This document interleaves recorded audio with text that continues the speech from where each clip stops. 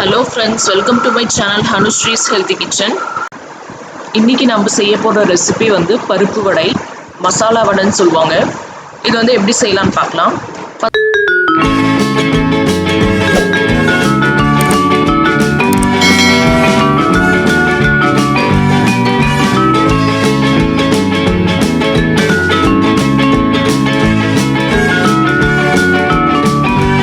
நம்ம சேனலை சப்ஸ்கிரைப் பண்ணாதவங்க சப்ஸ்கிரைப் பண்ணிக்கோங்க. கூடவே இருக்க பெல் ஐகானை பிரஸ் பண்ணிக்கோங்க. அப்பதான் நோட்டிபிகேஷன்ஸ் உடனுக்குடனே உங்களுக்கு சுட சுட வரும். ஃபர்ஸ்ட் தேவையான பொருட்கள் இப்போ பார்த்துக்கலாம். கடலைப்பருப்பு வந்து ஒரு 250 கிராம். இது வந்து ஒரு 1 ஹவருக்கு வந்து தண்ணியில் ஊற வச்சு வச்சுக்கோங்க. நல்லா கழுவிட்டு தண்ணியில் ஊற வச்சு வச்சுக்கோங்க.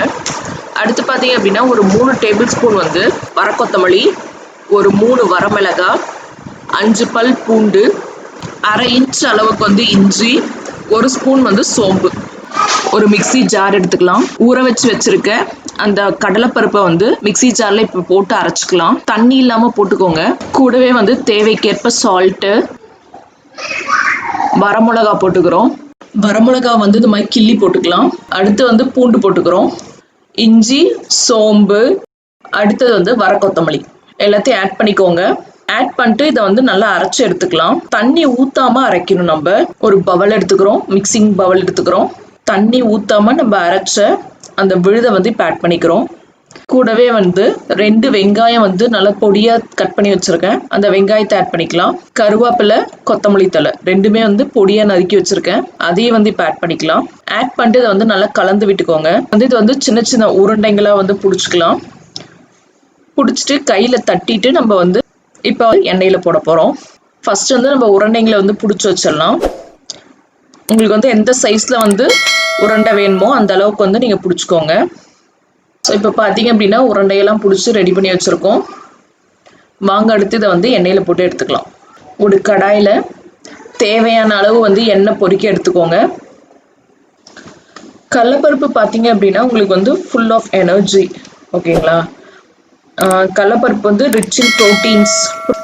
நம்ம வந்து சின்ன சின்னதாக உருண்டைகள் ஊற்றி வச்சிருக்கோம் இல்லையா, இதை வந்து இப்போ நம்ம கையிலேயே தட்டிக்கலாம். கையிலேயே வந்து நடுவில் வச்சு உள்ளங்கையில் வச்சு வடைக்கு எப்படி தட்டுவோமோ அந்த மாதிரி தட்டிட்டு இதை வந்து இப்போ எண்ணெயில் போட்டு எடுத்துக்கலாம். ஸோ இப்போ பார்த்தீங்க அப்படி வடையை வந்து கையில் தட்டி எண்ணெயில் இப்போ போட்டேன்.